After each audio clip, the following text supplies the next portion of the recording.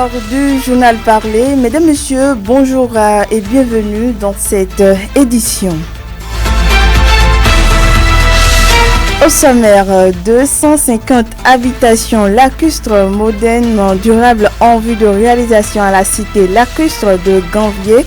Et puis la recommandation au maire de procéder à un tirage au sort parmi 3 noms issus d'une base de données permettant ainsi de désigner de manière transparente et équitable le secrétaire exécutif. Voilà quelques décisions prises lors du Conseil des ministres tenu hier mercredi 18 juin 2025. Le compte rendu, c'est avec Wilfried Léandre Ngwedi, porte-parole du gouvernement. Ce jour 19 juin est célébrée la journée mondiale de lutte contre la drépanocytose. C'est une maladie qui se manifeste par 3 principaux symptômes, à savoir l'anémie, des crises douloureuses et des infections. Les détails sont à suivre avec un agent de santé dans le développement. Hier mercredi, s'est également achevée la phase écrite de l'examen du baccalauréat session de juin 2025. À la fin de la composition, une équipe de la rédaction a recueilli les impressions de quelques candidats sur les 3 jours de composition au sujet de Malanville. Restez avec nous pour en savoir plus. Et puis d'autres informations sont également au rendez-vous, sans occulter la revue de presse. Installez-vous donc. Sota Midi Magazine, le point de l'actualité de la journée sur ta radio. Sota FM, c'est maintenant et tout de suite. De nouveau, bienvenue à chacun et à tous. Réinventer la cité lacustre de Ganvié, c'est l'ambition du gouvernement béninois. Une ambition déjà traduite en projet. Le sujet est inscrit à l'ordre du jour du Conseil des ministres hier mercredi 18 juin 2025. Les membres du gouvernement se sont penchés au cours de leur conclave au palais de la Marina à Cotonou sur la mise en œuvre de ce projet. Suivez les précisions dans cet extrait du compte rendu du Conseil des ministres fait par le porte-parole du gouvernement Wilfried Léandre Ngwedi, qui livre d'abord un coin de voile sur certains projets de loi. On l'écoute.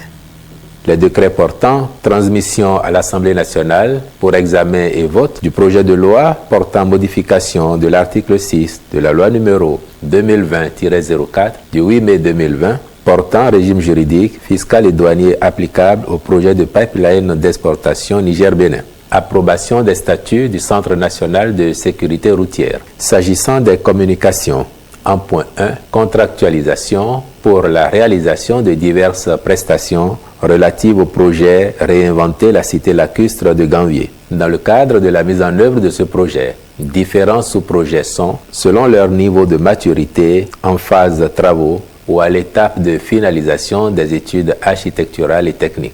Il s'agit, entre autres, de la construction du système d'épuration des eaux usées domestiques, la rénovation-réhabilitation de l'embarcadère d'Abomey-Calavi, le balisage des chenaux secondaires et tertiaires qui s'inscrivent dans la dynamique de l'amélioration des conditions d'hygiène et d'assainissement dans la dite cité. C'est pour répondre aux impératifs de sécurité, de confort, de fonctionnalité des espaces et de conception architecturale que différents prestataires ont été identifiés. Ceux-ci auront pour mission l'assistance à maîtrise d'ouvrage, le suivi de conformité architecturale des bâtiments, ainsi que des autres exigences liées aux infrastructures à réaliser. Le Conseil s'est donc prononcé en faveur des marchés à conclure avec eux, à charge pour les ministres concernés de veiller à la bonne exécution de leurs prestations. En sous-projet, il est prévu un prototype d'habitation à Ganvié. À travers son ambition de réinventer la cité lacustre, le gouvernement annonce la réalisation de 250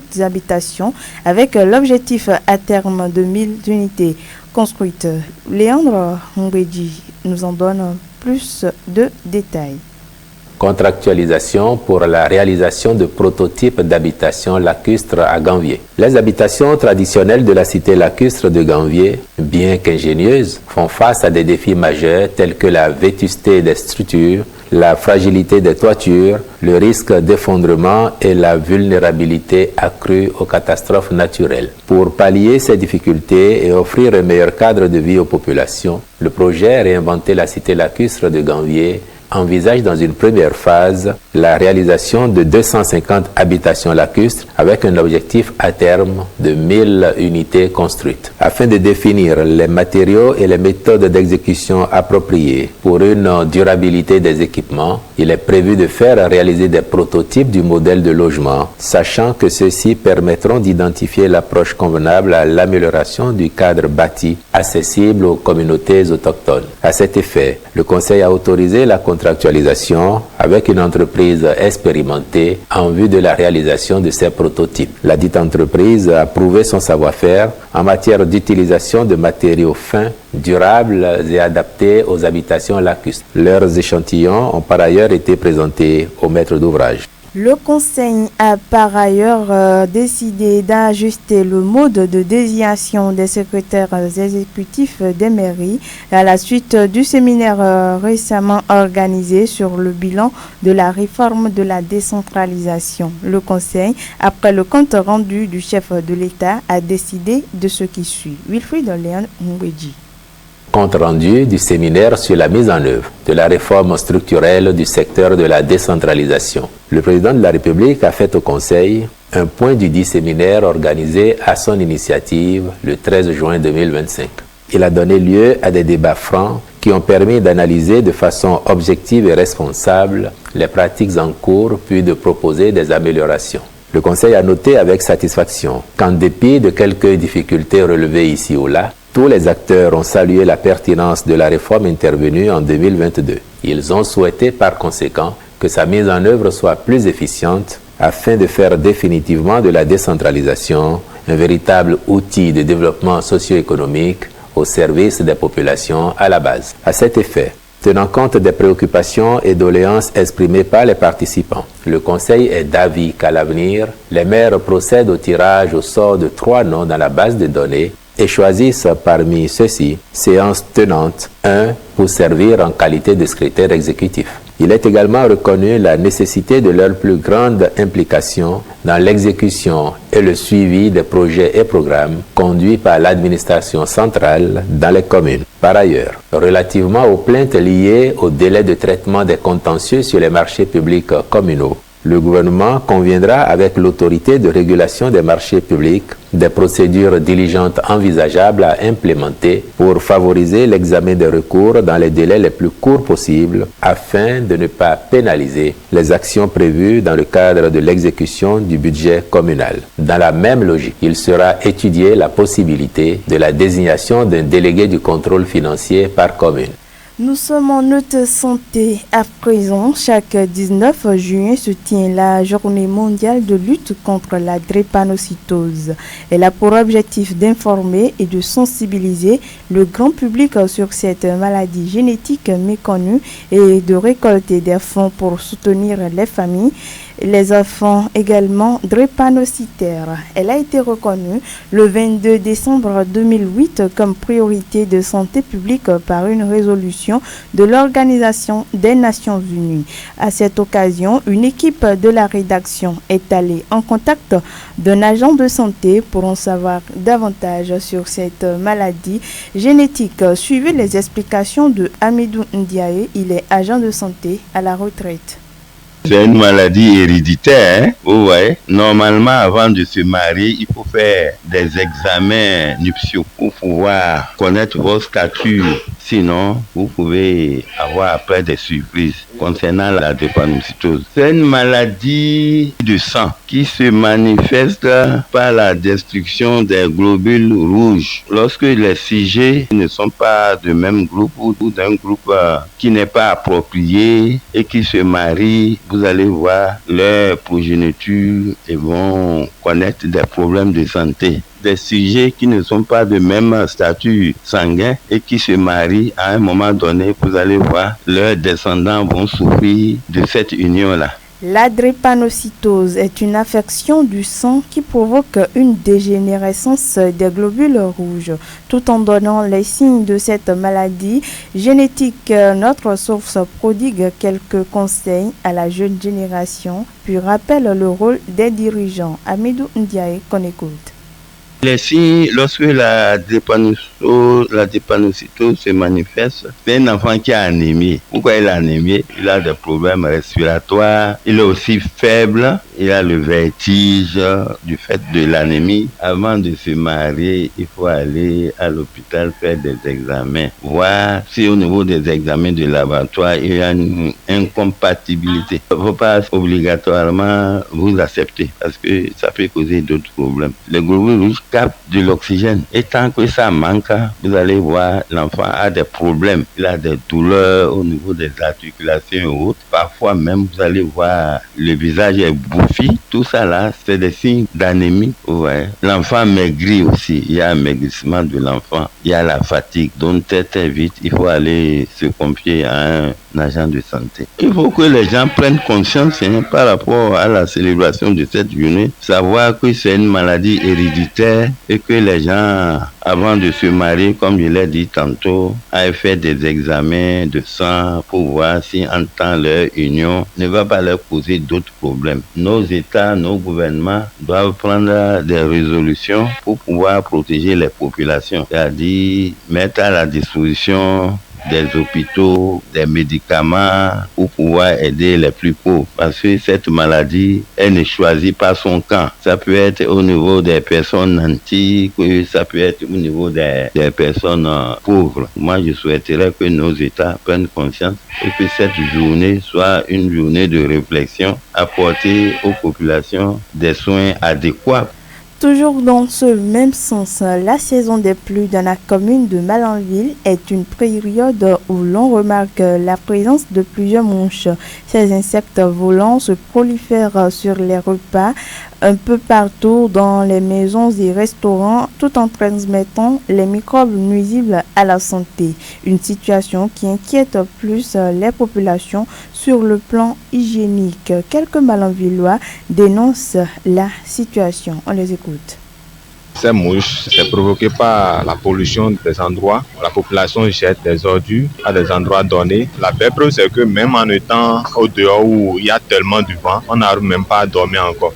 Normalement, lorsqu'il y a du vent, on sait que les mouches n'interviennent pas, n'agissent pas tellement. Mais ici, on constate que malgré le feu du vent, les mouches arrivent à persister encore. Même tous les matins, là où on pose de l'eau pour se doucher, quand tu ouvres, tu vas constater qu'il y a des mouches un peu partout. Tout ceci, je ne sais pas quelle démarche à suivre, soit sensibiliser la population par rapport à ça, là où il faut jeter les ordures ou bien créer des poubelles pour pouvoir mettre des ordures et sensibiliser aussi la population contre les eaux usées. Oui, mouche là, c'est le temps, chaque chose avec son temps. Mais moi, je vais faire mon temps. Si j'ai fini avec mon temps, je vais partir. Là où que le manger va être beaucoup, c'est là que mouche aussi va être beaucoup. Lorsque vous avez vu mouche est beaucoup, donc la saison doit être belle et jolie même. Tout le monde va faire attention avec lui-même d'abord, avant de couper de quelqu'un. Ce que je pense avec les mouches là, on dirait que c'est parce que la pluie ne vient pas, c'est pour cela ils sont nombreux comme ça. Quand même, Dieu va nous sauver avec un mot de vent parce que les mouches, ce n'est pas du tout bon pour la santé. Ce que je voudrais dire à les gens, de protéger les nourritures, de bien fermer les nourritures, de regarder aussi les enfants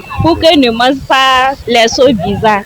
La prolifération des mouches en cette saison des pluies à Malanville n'est pas qu'une simple nuisance. Elle représente un véritable danger pour l'hygiène et la santé des populations. Je vous invite à suivre cet extrait de Amidou Ndiaye, agent de santé en retraite ici à Malanville.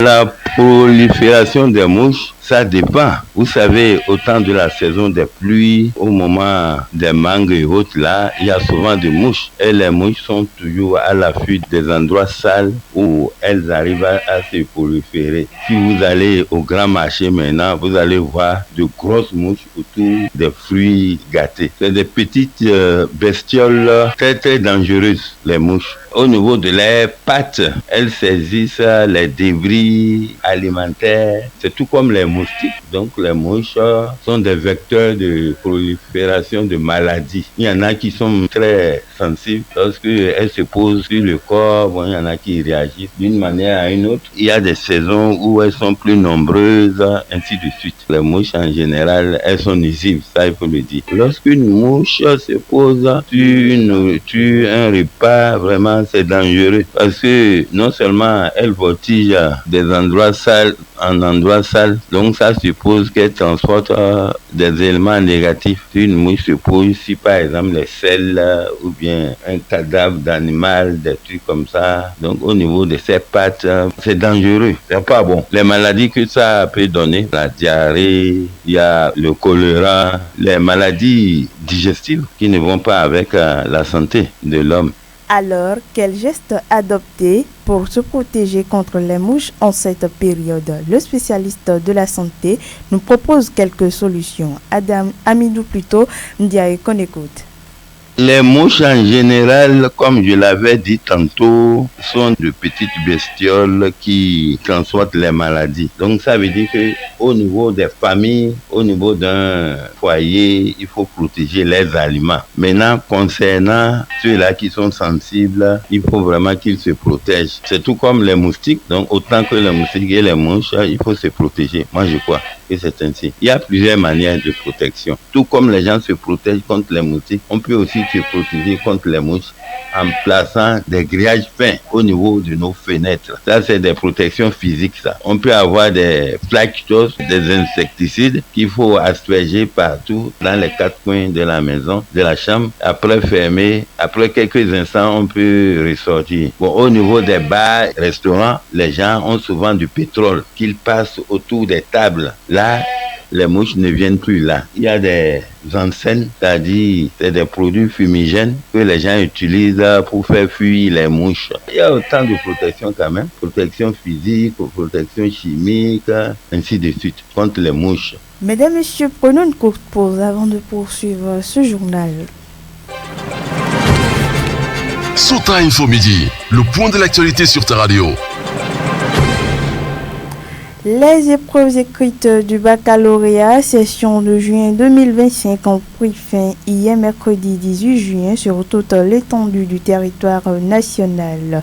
Au niveau du centre du collège d'enseignement général de Malanville, pendant que certains candidats sont satisfaits des épreuves, d'autres par contre trouvent des épreuves difficile. Suivez ici la réaction de quelques candidats rencontrés par une équipe de nos reporters. Abassi Habib, candidat série A2. Nous venons de composer espagnol. Dans la matinée, c'était histoire géo.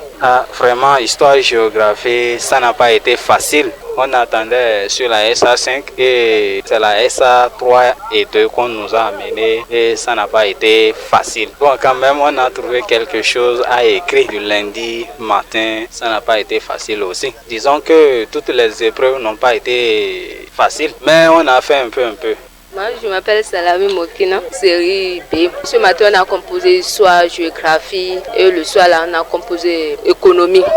Les épreuves ont été abordables quand même. On remercie Dieu.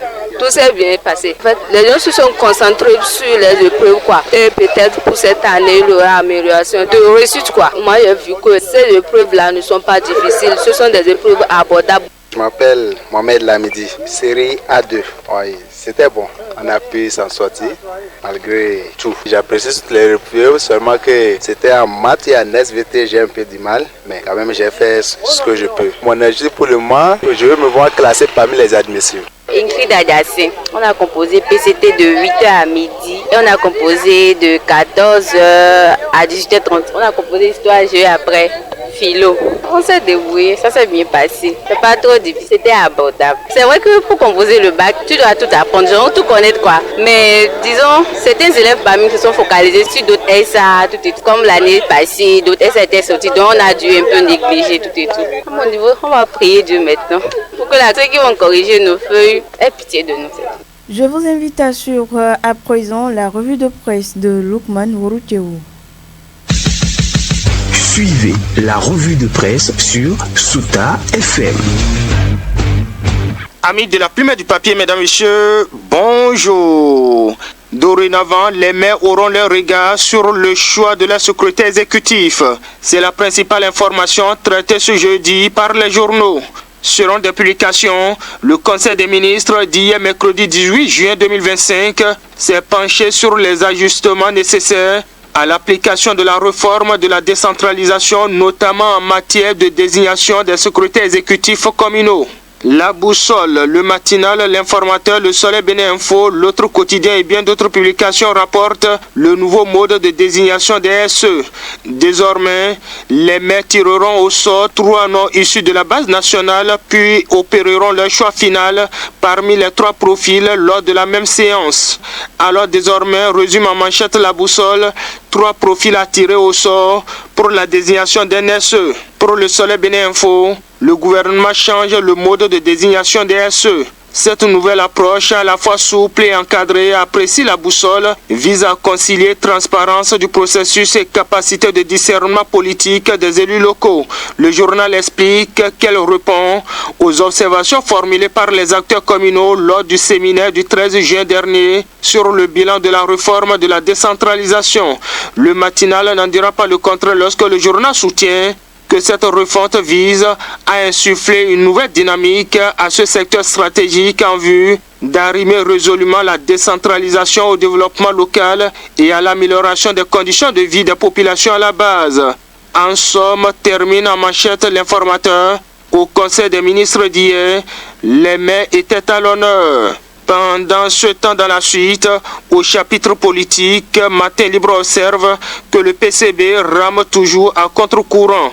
Contre la révolution marxiste-léniniste, contre la conférence des forces vives de la nation de février 1990, contre Nissoufou Soglo, contre Kérékou II, contre Yahi Boni, contre Patrice Talon, dresse le journal qui se demande finalement ce que propose le Parti communiste du Bénin et de quels moyens dispose-t-il pour y arriver. Là-dessus, pas grand-chose à dire, relève le quotidien qui rapporte que la dernière sortie du premier secrétaire du parti, qui pourtant se réclame de l'opposition au régime de la rupture, est une diatribe contre le parti d'opposition, les démocrates, et plus encore contre son président, l'ancien chef de l'État Boni Yahi.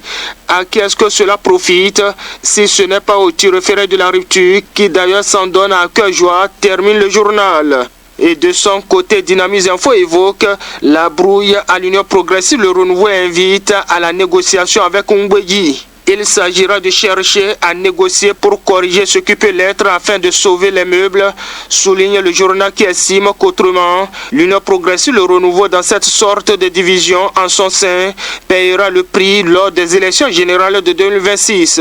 Mon confrère trouve que la balle est beaucoup plus dans le camp du président Joseph Diogbenou, appelé à poser les premiers pas pour la réconciliation.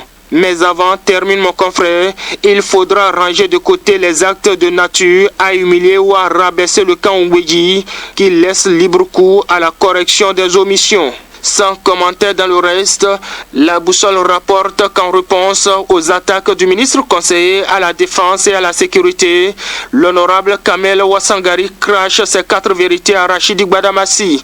Lors de la célébration de Novicha Apaou, le député Kamel Ouassangari a rompu le silence, réagissant avec hauteur aux propos du ministre conseiller qu'il avait traité de bébé politique. L'élu de la 4e circonscription électorale n'a pas esquivé. Je préfère encore être un bébé politique né de suffrage du peuple que vieillard accroché à ses certitudes et ranimé artificiellement par des faveurs présidentielles, a-t-il lancé, déclenchant des applaudissements bien nourris, relate le journal qui poursuit que pour le député, l'outrance de Gbadamassi n'est que signe d'une fébrilité croissante face à une jeunesse montante, solide et mieux enracinée. Et dans les dernières secondes, le même journal, c'est-à-dire La Boussole, rapporte qu'un stagiaire dans une structure de microfinance détourne 53 millions de francs CFA et comparé à la criette. Mardi dernier, la Cour de répression des infractions économiques et de terrorisme a ouvert le procès d'un jeune stagiaire accusé d'avoir orchestré entre 2021 et 2024 une fraude d'envergure au sein d'une mutuelle de microfinance et en croit le journal, en falsifiant 44 chèques, il aurait détourné plus de 53 millions de francs CFA. À la barre, le prévenu a reconnu les faits tandis que la mutuelle et la banque partenaire se renvoient la responsabilité dans cette défaillance systémique. À l'issue de l'audience, la Cour a décidé de renvoyer le dossier au mois de juillet prochain. En attendant ainsi pour finir, Fraternité informe en manchette que la Ligue Pro 2024-2025 a connu son épilogue hier mercredi. Et c'est Daguerre FC qui est sacré champion du Bénin pour la première fois, précise le Cana qui révèle que c'est le 18e club au sommet au Bénin. Les autres détails à lire dans les colonnes du journal. Quant à nous, mesdames et messieurs, on s'arrête ici dans l'espoir de nous retrouver demain pour un autre rendez-vous. Fin de cette revue. Merci de m'avoir suivi. À demain. C'était la revue de presse sur Sota FM.